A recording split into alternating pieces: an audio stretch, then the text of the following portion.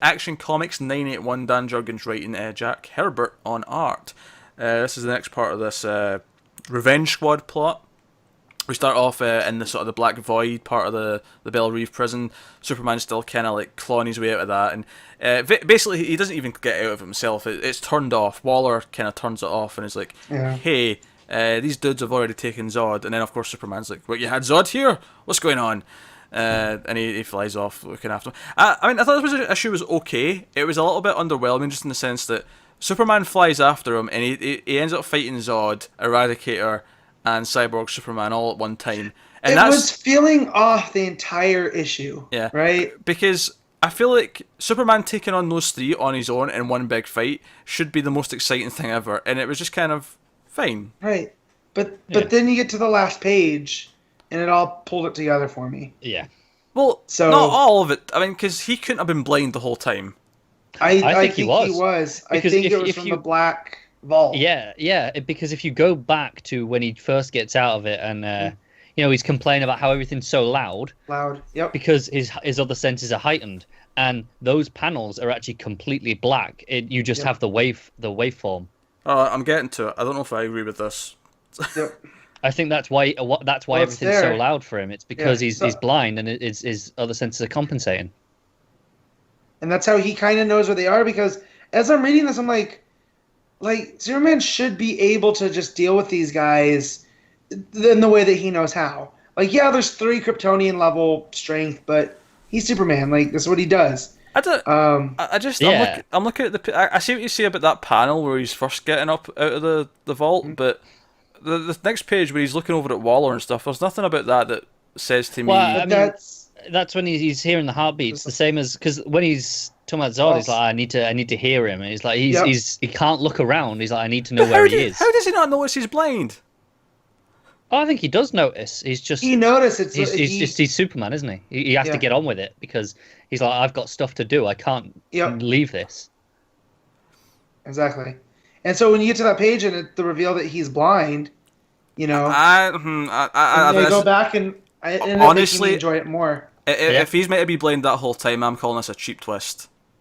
I don't think it is. I think when he's saying what he wants to turn it off, he's literally got his eyes shut and he's like he's focusing, and then he doesn't turn to Waller till after he's composed himself. So I think he's figuring out where she stood, and then he looks at her, and then he leaves straight away because he's just like he says, "Yeah, look, I have to go before Waller realizes what happens." He doesn't want her to know that he's blind. He's getting out of there before she realizes he's weak. I see these things here. What you're saying, it doesn't feel quite right. It's why he says I have to find Zod somehow because he can't just go and look for him. All of it adds up for me. Me too. Honestly, I see what you're saying, but it doesn't fix the issue for me though. Oh, so it does for me because it makes the fight, instead of this thing that just feels lackluster, I go, oh, he's trying his best while he's compromised, and it makes it so much more interesting. Well, that's not the other thing I have the issue with though. I have a problem with the other stuff with the villains. Okay, that's a different complaint altogether.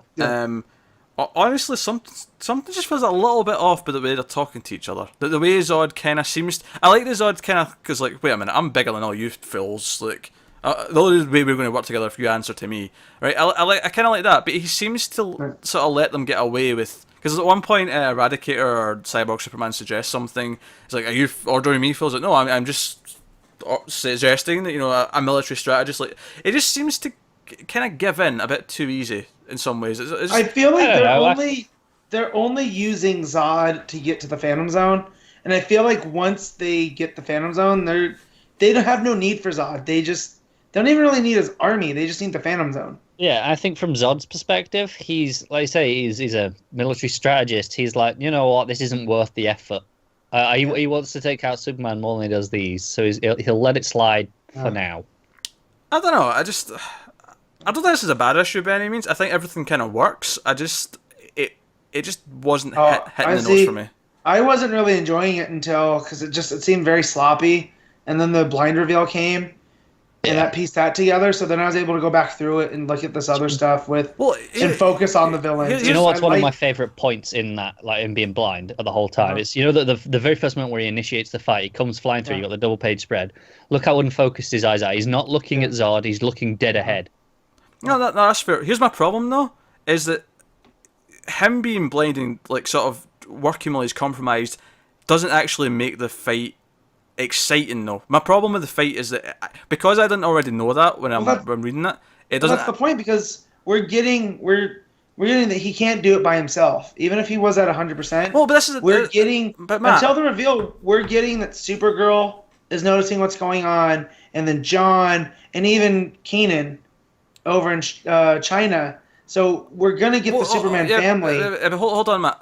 My problem though isn't like it doesn't read the first time like something is wrong. To me, it did though, because it felt off. Like not off in a bad way. It's just like something's not right here.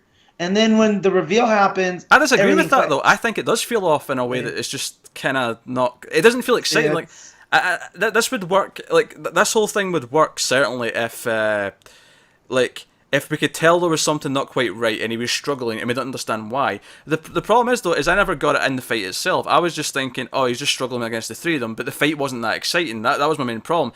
Well, this is it. I'm kind of in the middle here. I think you're right. I think it did read as something's not right here. This is kind of just not working for me.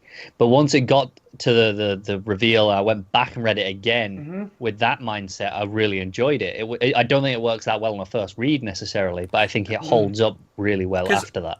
Because again, it's very sloppy, and you keep saying exciting, and I don't need it to be exciting because the stakes are there. Like he has to stop them from getting to the Phantom Zone. But that's the thing. Fails. That's the thing, though, Matt. I don't feel the stakes. The fight just feels really lukewarm, and it doesn't feel like there's something wrong, and that's why he's losing. I'm not concerned with him losing. I'm just concerned with the fact that it doesn't feel like there's enough emotion in the fight. It feels very kind of thrown together. My favourite part was when it cut to the rest of the super family.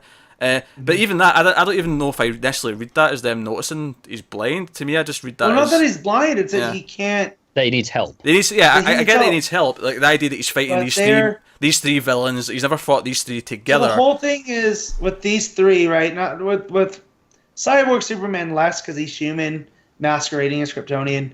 But Eradicator and Zod are all about Kryptonian superiority, right?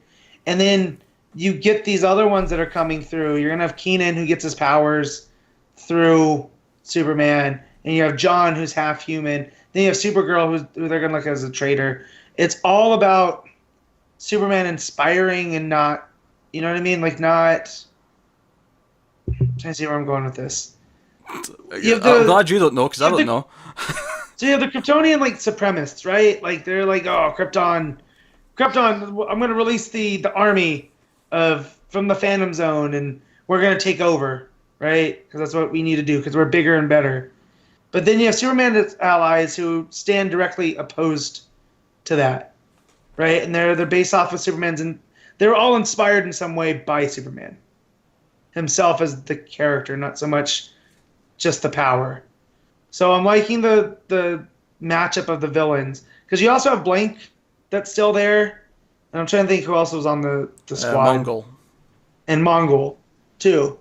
So we also got those guys waiting in the background for when he's not blind, because that's gonna, I'm sure, be fixed by then he gets some sun rays. My ultimate problem though is not so much like we were talking about the whole blind thing being blind to issue, and I get that's why that should theoretically make the fight interesting. I just think that the fight on its own reads boringly. Well, yeah, no, it does at first. I do agree, it reads boringly until I realised what it was, and then I reread it again. I found it thrilling. I don't know if I actually agree with that. And even if that's the case, I think that's still a problem. It should still read. It should still be entertaining to an extent on the first go through. Well, that's fair enough. I don't know. I feel like there's just. I don't think it's a bad issue per se. Like I think it's fine. I just think a lot of it feels kind of lukewarm. My favourite stuff was probably cutting around the rest of the super family, and them all sort of saying, "Oh shit, you can't fight this alone." The tease that we're going to get all those coming in. But no, I don't know. I think the fight it felt something about it just felt very simple. The idea that he just goes after them, it felt like there was no build to it, and as a result, I felt like it was just on a plotting level, kind of just we're fighting already, kind of thing. That's not really. I think that's a problem. It's oh shit, Zod's out. Quick, better go to that. That's build up enough, really, for me. Well, also, I didn't like that there was a tie-in to Suicide Squad. With you want to see what happened with Cyborg Superman? Well, not really. So, like, I don't know why that was going on. Like, but yeah. But I like the Superman aspect of it. And the villains, I like what they're plotting. So I feel like they're gonna double cross Zod because he's too strong. But Zod's gonna try and double cross them. Of course, because that's what they do. I think actually, thinking about it now, I remember thinking about this while I was reading the fight. I feel like layouts, like a better sense of layouts, would have actually helped it a lot better. Yeah, maybe. Just on the sense of making it feel like it's a big fight, like there's something epic about it. Like I say, it feels like a very sort of dull, straightforward couple of punches. I don't know, like, and if you want to sell me that he's struggling, like, give me more, I don't know, close-ups of him. Like, close-ups of his head, maybe try to figure things out or something like that. I don't know. It feels like there's no drama in it, I guess, is what I'm getting at.